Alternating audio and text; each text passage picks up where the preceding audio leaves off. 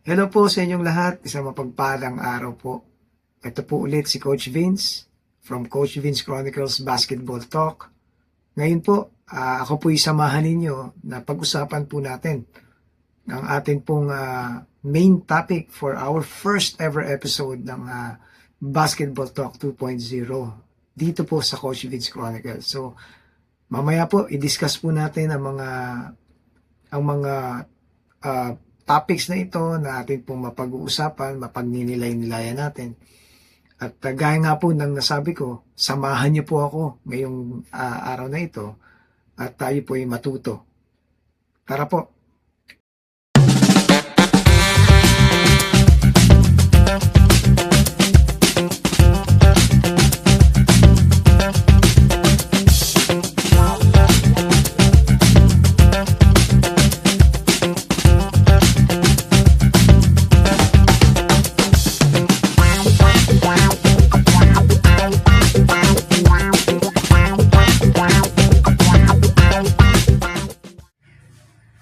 Again, welcome to our Coach Vince Chronicles Basketball Talk, Episode 1, which entitled Student Athlete Journey in Overcoming Challenges. And our topics for tonight, first we will do the definition, followed by the specific dimensions, student athlete as a privilege, student athlete as an asset, 4 major challenges, overcoming challenges, and conclusion. Going straight to our definition, a student athlete is a person who is primarily a student enrolled in an educational institution such as school or college, while also participating in an organized competitive sport sponsored by that institution. So, mga ka-chronicles, ayon po sa definition ng student athlete, ito po yung estudyante at atleta at the same time na naka-enroll sa specific university or school. Yan po ang definition ng student athlete. At ang purpose niya po ay to represent and participate in any organized competitive sports sponsored by that particular institution kung saan po siya naka-enroll. Tama po ba mga ka-chronicles? So yun po ang definition ng student athlete. The specific dimensions, by theory in engineering, these are the exact values, unlike tolerances which allow for variation. In other meaning or synonyms, this is precision, or explicit and definite details. The specific dimensions for student athletes, we have 3. First is dual identify. Student athletes must balance the academic rigors of their studies, including maintaining a minimum grade point average, GPA, for eligibility with the physical demands of training and competition. Second is the requirements and eligibility. To maintain their status, athletes must adhere to strict guidelines set by governing bodies like UAAP, NCAA, NCRAA, NASCO, and etc. And these requirements often include a minimum number of credit hours and specific academic performance standards. And the third is scholarships. Many student athletes at the collegiate level receive financial aid in the form of athletic scholarships to cover tuition fees, books, and other expenses provided by they remain academically and athletically eligible.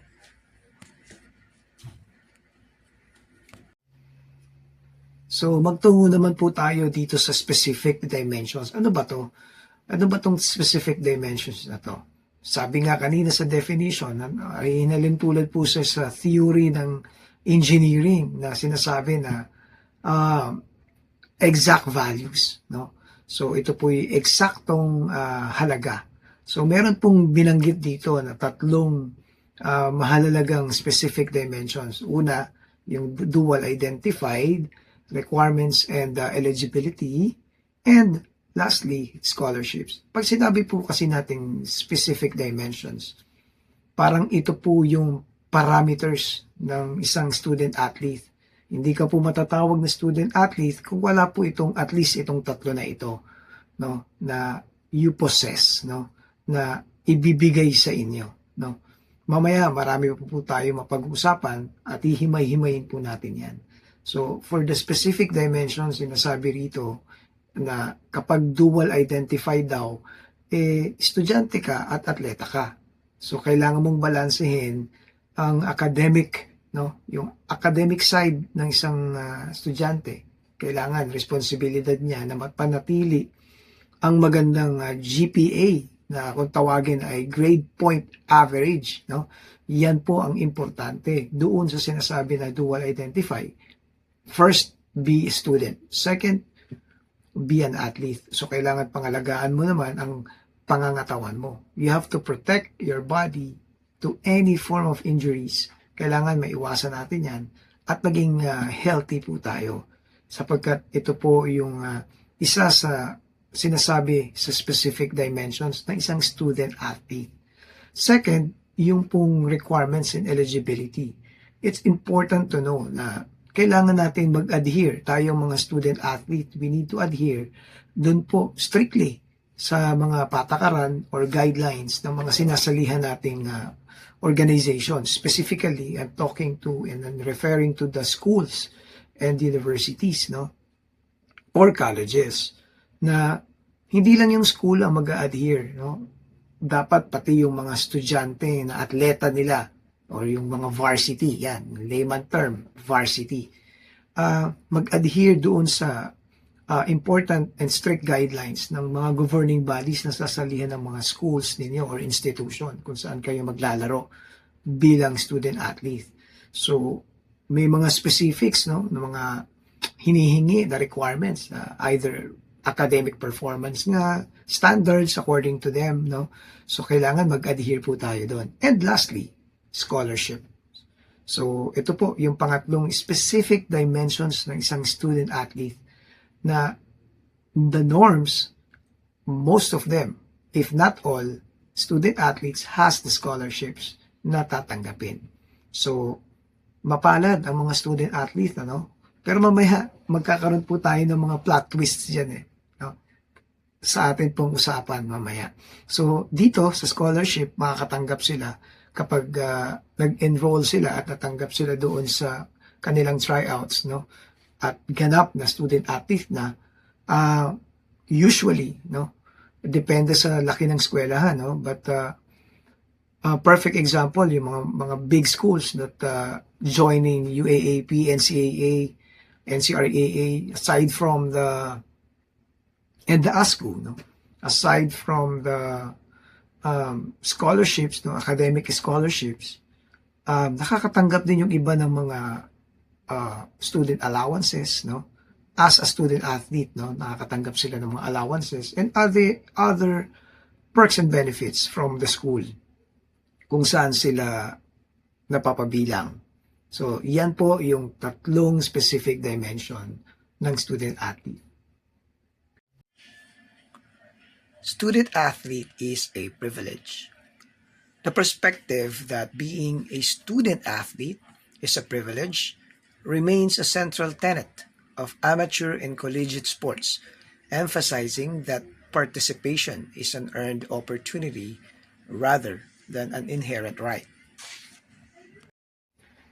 So, nabanggit po natin yung specific dimensions kanina. So, ngayon po, tayo po ay magpuproceed po dito sa student athlete is a privilege, no? Pribilehiyo pala ang pagiging isang student athlete, no? Ang sarap pong pakinggan sa tenga, no? Pero may kaakibat po kasing responsibility. Later, we will discuss it, no? Una, i-define muna natin. Sabi nga kanina, di ba, it's a perspective that being a student athlete is a privilege, no? A central tenet of amateur and collegiate sports, no, that emphasize yung participation natin, no, to earn an opportunity rather than inherent right. Ang ibig sabihin lang po nun, no, earning yung kung kaninang nabanggit po natin, no, na emphasizing that participation is an earned opportunity rather than an inherent right. Ito, napaka-importanting malaman po natin mga student athlete, no? Hindi po ito inherent right, no? For example, meron kang tatay na dating alumni or let's say dating varsity ng panahon niya. That doesn't guarantee na yung tatay, varsity or student athlete, that would be the same fate dun sa anak niya. Pinaghihirapan po no? Diyan pumapasok yung earned opportunity. Kaya tinawag po siyang earned opportunity because kailangan may angking talento, may angking lakas, may angking skills, right skills, ang isang particular na student athlete para ma-consider siya, no? At mapasama siya sa kung anumang institusyon ang papasukin niya. So, hindi po ito automatic na porque ikaw ay anak ng isang former student athlete, your dad is a former student athlete, it's a guarantee for you, it's a ticket for you to become a student athlete as well. So, ibig sabihin po nito, mga ka-chronicles, mga ka-student athlete ko dyan, pinaghihirapan yung opportunity. It should be earned. So, hindi ini-inherent, no, yung pagiging student athlete. So, a matter of determination, resilience.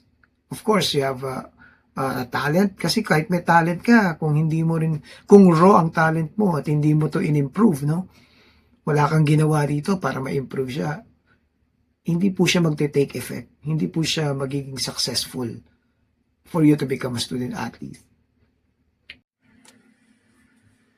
And this designation of privileges manifests in several key ways. Number 1, legal and institutional status. This distinction means that schools have broad authority to regulate and even withdraw the opportunity to play without violating a student's fundamental rights. A privilege, not a right. Courts and school administrations consistently maintain that students do not have a constitutionally protected right to participate in interscholastic or collegiate athletics. Code of conduct matters since it is considered a privilege. Schools have the authority to suspend or bar athletes from competing for violating specific standards such as drug use or poor behavioral conduct. So again, sinabi na nga that student athlete is a privilege. Yes, that's given already, no? Hindi na dapat pagpatalunan yan, no? But there are some designations of privilege that manifest in several key ways. Yung sinasabi nila na may mga designation of privileges. So, ano ba itong mga designation of privileges? Siyempre, kanina, number 1, legal and institution status pag-usapan natin. When you say legal and institution status, ano bang ibig sabihin nito? Mga ka-chronicles. Well, it means na when you say legal and institutional status, no?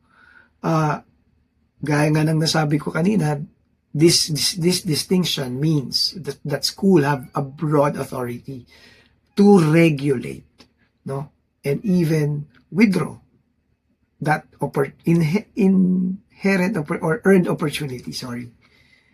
Ang ibig sabihin po nito, ang eskwelahan or ang any institution na nagkuha sa iyo bilang student athlete na mag-perform ka as a student athlete doon sa particular institution na yun, anytime, once you violate any student fundamental rights, ay tatanggalin po tayo ng karapatan na makalaro sa kanila, no? Yan lang pong ibig sabihin yan, no? Legal and institutional status. So hindi po tayo pwedeng magpakakampante, mga ka-chronicles na ka-student athlete ko dito na nakikinig at nanonood, sapagkat merong karapatan, binibigyan ng karapatan ang lahat ng eskwelahan na isanction ang isang student athlete kung may paglabag, merong violation, merong na-commit na kailangan patawan ng sanction. So yun lang po ang ibig sabihin yan. And second, yung a privilege, not a right. Yan. Kasi marami kasing student athlete ngayon na self-proclaimed right use as student athlete. Ibig sabihin, parang feeling nila untouchables, self-entitled, no? Again, i-define natin yung privilege, no? Privilege, binibigay yan ng eskwelahan sa'yo to become their student athlete. But anytime, sabi ko nga, dun sa number 1 natin, yung legal in the institutional status, anytime pwede kang tanggalan ng right. Kaya ito yung number 2. It is a privilege, not a right. Kasi pwede kang tanggalin ng karapatan tanggalan ng karapatan na maging student athlete and to represent the school. So mag-ingat po tayo dyan. Kaka-define lang naman natin kanina, no, na ang mga student athlete do not have any constitutional or not constitutionally protected, no? Sapagkat kung halimbawa na meron kang paglabag hindi lang sa eskwelahan but doon sa sinalihan ninyong organization or affiliations, like for example, sumali kayo sa sa Cavite, Cavs-KA, no? Cavs-KA. Tapos meron kang paglabag na ginawa, nanuntok ka, nag-threat ka ng isa sa mga co-players mo or kalaban mong team. Depende sa rules and guidelines ng particular league na sinasalihan ng institution kung saan ka naglalaro. So, pwede kang patawan ng parusa, suspendihin, or tanggalin. And then third, code of conduct. No? So, it's important, no? Yung code of conduct na kailangan natin isipin na pagiging student athlete, hindi sapat yung magaling ka lang maglaro ng sports mo. O, particularly in basketball. Hindi porket magaling ka mag-basketball, nagdadunk ka, shooter ka, para kang si Curry, no? Kahit ano lang gawin mo, kahit mambastos ka, okay lang. No. Student athlete has the responsibility to take care of his image. Mamaya madidiscuss natin yan. So, code of conduct matters talaga. Importante yan. Sabi nga, it's considered a privilege, no? The schools have the authority, again, to suspend or bar athletes from competing to any league, no? Kung nagba-violate na tayo, no? Number 2, access and socio-economic advantages. 1 for recruitment and admissions, and 2 for economic barriers. For recruitment and admissions, elite student athletes often benefit from preferential treatment in admissions, particularly at prestigious universities where athletic talent can outweigh purely academic qualifications. For economic barriers, the path to becoming a student athlete frequently requires significant financial investment in youth sports, coaching, and equipment, often favoring students from higher income families. So again, sinabi na nga that student athlete is a privilege. Yes, that's given already, no? Hindi na dapat pagpatalunan yan, no? But there are some designations of privilege that manifest in several key ways. Yung sinasabi nila na may mga designation of privileges. So, ano ba itong mga designation of privileges? Siyempre, kanina, number 1, legal and institution status pag-usapan natin. When you say legal and institution status, ano bang ibig sabihin nito? Mga ka-chronicles. Well, it means na when you say legal and institutional status, no? Gaya nga ng nasabi ko kanina, this distinction means that school have a broad authority to regulate, no, and even withdraw that inherent or earned opportunity. Sorry. Ang ibig sabihin po nito, ang eskwelahan or ang any institution na kuha sa'yo bilang student athlete na mag-perform ka as a student athlete doon sa particular institution na yun. Anytime. Once you violate any student fundamental rights, ay tatanggalin po tayo ng karapatan na makalaro sa kanila. No? Yan lang pong ibig sabihin yan. No? Legal and institutional status. So, hindi po tayo pwedeng magpakakampante, mga ka-chronicles na ka-student athlete ko rito na nakikinig at nanonood. Sapagkat merong karapatan, binibigyan ng karapatan ang lahat ng eskwelahan na isanction ang isang student athlete kung may paglabag, merong violation, merong na-commit na kailangan patawan ng sanction. So, yun lang po ang ibig sabihin yan. And second, yung a privilege, not a right. Yan. Kasi marami kasing student athlete ngayon na self-proclaimed right use as student athlete. Ibig sabihin, parang feeling nila untouchables, self-entitled, no? Again, i-define natin yung privilege, no? Privilege, binibigay yan ng eskwelahan sa'yo to become their student athlete. But anytime, sabi ko nga, dun sa number 1 natin, yung legal in the institutional status, anytime pwede kang tanggalan ng right. Kaya ito yung number 2. It is a privilege, not a right. Kasi, pwede kang tanggalin ng karapatan tanggalan ng karapatan na maging student athlete and to represent the school. So, mag-ingat po tayo dyan. Kaka-define lang naman natin kanina, no, na ang mga student athlete do not have any constitutional or not constitutionally protected, no, sapagkat kung halimbawa na meron kang paglabag hindi lang sa eskwelahan but doon sa sinalihan ninyong organization or affiliations, like for example, sumali kayo sa sa Cavite, Cavs-KA, no? Cavs-KA. Tapos meron kang paglabag na ginawa, nanuntok ka, nag-threat ka ng isa sa mga co-players mo or kalaban mong team. Depende sa rules and guidelines ng particular league na sinasalihan ng institution kung saan ka naglalaro. So, pwede kang patawan ng parusa, suspendihin, or tanggalin. And then third, code of conduct. No? So, it's important, no? Yung code of conduct na kailangan natin isipin na pagiging student athlete, hindi sapat yung magaling ka lang maglaro ng sports mo. O, particularly in basketball. Hindi porket magaling ka mag-basketball, nagdadunk ka, shooter ka, para kang si Curry, no? Kahit ano lang gawin mo, kahit mambastos ka, okay lang. No. Student athlete has the responsibility to take care of his image. Mamaya madidiscuss natin yan. So, code of conduct matters talaga. Importante yan. Sabi nga, it's considered a privilege, no? The schools have the authority, again, to suspend or bar athletes from competing to any league, no?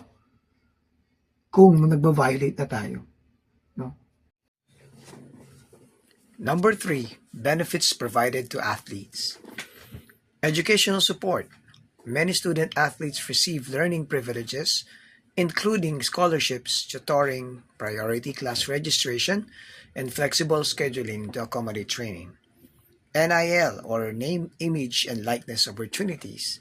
In the current landscape, student athletes at the collegiate level have the privilege of profiting from their name, image, and likeness, or they call it NIL.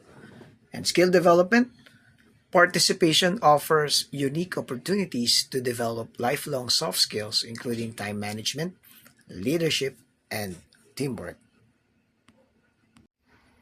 Okay, student athletes is a privilege pa rin. Number 3, yung benefits provided to athletes, no? Ano po ba to? May tatlo yan, yung educational support, yung tinatawag nilang NIL, or yung name, images, and likeness opportunities, no? And Number 3, yung skill development. So, isa-isahin natin. So, when you say educational support, many student athletes nga, nakaka-receive yan ng mga learning privileges, no? To be honest, no, yan nga, yung scholarships, yung mga tutorial sessions, no, para maka-cope doon sa lesson plan ni advisor or ni teacher, no, in a particular subjects. Priority class registration, gaya nga na nasabi ko kanina, no, and of course, some of schools offering a flexible scheduling to accommodate yung mga student athletes for their training. Totoo po yan. Yan po yung mga educational support na nare-receive ng mga student athletes. I'm talking in general po hindi ko naman sinasabi na lahat ng school they offer this kind of setup, no, sa educational support, no. But most of this big schools are really offering mga ganitong klaseng educational support. And then yung NIL opportunities naman, no. Ngayon daw yung landscape ngayon as a student athletes, na marami na opportunity. Once, so for example, no, if we're gonna mention a name, no, maraming mga student athletes pa lang nung time niya na naging endorser na rin, ano. Like si Richie Rivero, no, isa yan sa mga naging endorser during the time na student athlete siya, no. May mga endorsements na. Kobe Paras, I believe, no? And many more. Marami pong mga magagaling na student athlete na nabibigyan ng ganitong NIL opportunities, no? Aminin natin, marami po talaga. Lalo't magaling talaga yung bata, no? Na-offeran talaga sila. And then yung skill development, participation that offers unique opportunity, to develop lifelong soft skills. Like for example, before may mga Nike Elites, 'di ba, na program sa mga bata. Yung Nike Elites na to, pinipili yung mga iti-train ng mga magagaling na coaches ng Nike, no, to be part of their program, no, basketball program. So, it's a step ahead dun sa ibang mga atleta na medyo, alam mo na, kasi ano tayo, pagalingan talaga eh. So, you have to be, sabi nga, hindi ka pwedeng maging complacent dito when you are a student athlete. You have to give your best talaga in every situation, in every given time, no. So yun po yung benefits provided to a student athlete, no. It's a privilege again. Number 4, responsibilities and standards. For academic accountability, the privilege of playing is often contingent on academic performance, exemplified by no pass, no play policies. And for role modeling, student athletes are frequently held to a higher standard of conduct because they are highly visible representatives of their institutions. And then for the responsibilities and standards, no, andito po yung academic accountability and yung role modeling. Yan, isa-isa natin, no. So when you say academic accountability, ano po ba yan? Diba? As part of the privileges that the student athlete can get. Ang sinasabi lang po dito, may kaakibat nga po na responsibilities yung mga student athletes, no? Yung tinatawag nila na academic performances while you are also exemplified doon sa athletic side mo. Meron silang term na ginagamit dito, yung no pass, no play. Yan ay very prominent po yan, ano? Evidently sa mga malalaking school like Ateneo, LaSalle, any UAAP teams naman siguro or NCAA teams are already into this academic accountability. You are accountable academically, no? Hindi ka pwedeng magaling ka lang mag-basketball and then takot ka sa lapis. Wala pong ganon, mga ka-chronicles. You have to earn both being a student and being an athlete. Pero sabi nga, ano ba nauuna? Student athlete nga eh. So you have to become a student first before you become an athlete. But in some cases, if you can do it both sabay, simultaneous, you are excelling in your academics or ACADS, and at the same time you are doing great in your athletics, no? Being a student athlete, that's a good point for you. And then role modeling, bakit? Ito sinasabi ko to sa anak ko, sinabi ko na to before, no? Becoming a student athlete, you are a role model, no? Kasi tinitignan ka ng mga tao, ng mga estudyante, kapwa estudyante mo. Why? Because yun nga, higher standards, no? Of conduct, no? Because they are highly visible. Nakikita kayo palagi, napapanood kayo palagi ng mga kapwa ninyo estudyante. So, medyo nakaka-pressure ba? No. Think as a privilege. Kasi you are a future leader, eh. Not just in your school, not just in your company, not just in your community, but maybe in the whole country, di ba? Baka maging senador ka pagdating ng panahon. Kasi you gained good leadership skills, no? You were able to, ang tawag dito, sa maagang edad mo, sa murang edad mo, maaga kang natuto, maaga kang nadisiplina, maaga kang naging resilient. So, it can produce good leaders, no, someday in the future. Student athlete is an asset. Student athletes are considered significant assets to their schools or universities, providing value that extends beyond the scoreboard into financial revenue, institutional reputation, and campus culture. Ayan, napakagandang balitaktakan po. So natunghayan po natin yung privileges po ng ng isang student athlete na na-discuss natin. Ngayon, pupunta po tayo doon sa student athlete as an asset, no? Kanina pribilehiyo, ngayon being an asset ng institution na sinalihan mo o nilalaruan mo. So, based on sa definition, ulitin ko, student athletes are considered significant assets, no, to their schools, no, by providing value that extend beyond, no, to scoreboard, stats, no, sa mga laro mo, no, into financial revenue, no, and the institutional reputation. Totoo po yan. Pati campus culture, kinoconsider yan eh. So, why? Bakit ito yung mga sinasabi? Ba't ito yung definition ng student athlete as an asset? Totoo po ba ito? O ano ko lang ito? Ang tawag dito, yung nilikha ko lang on my own. Ano? But hindi. Meron po tayong reference dito eh. Key factors for student athlete as an asset. Number 1, financial and economic value. Revenue generation. At the collegiate level, student athletes in high-profile sports like basketball could generate millions of pesos through media rights, ticket sales, and branding, while NIL and revenue sharing starting in the 2025 to 2026 academic year, new frameworks allow for direct revenue sharing, with some institutions permitted to allocate up to 22% of annual revenue to student athletes. While alumni engagement, successful athletic programs foster a sense of connection that leads to increased alumni donations and institutional support. Number 1, bakit ko po sinabi na student athlete is an asset? Financial and economic value. Yan po, pumapasok dyan yung revenue generation sa school, and IL and revenue sharing sa school and sa atleta, no? And of course, sa alumni engagements. Itong tatlong to is a key considerations. Bakit ko po nasabi na student athlete is an asset to a particular school, university, colleges, no? College, sorry.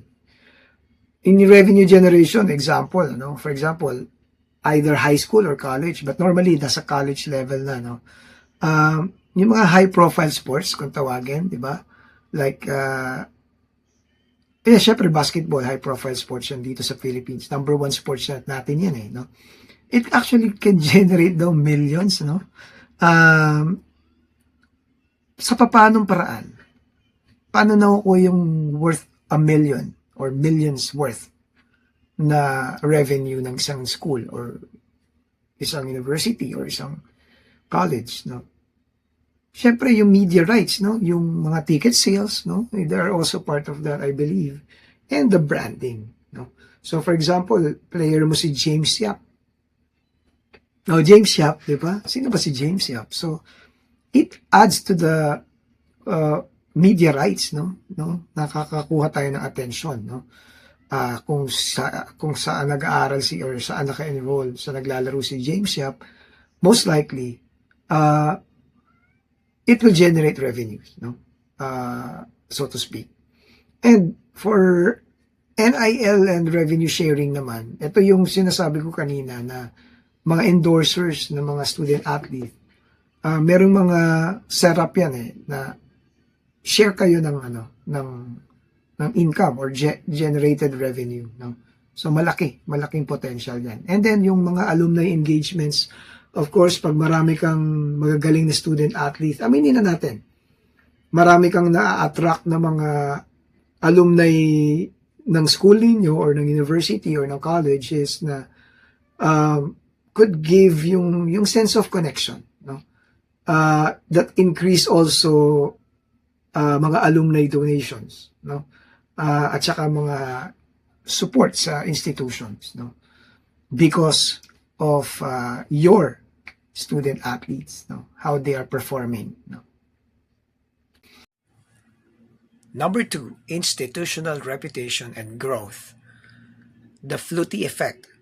Visible athletic success can lead to a surge in admissions applications, often referred to as the Flutie effect.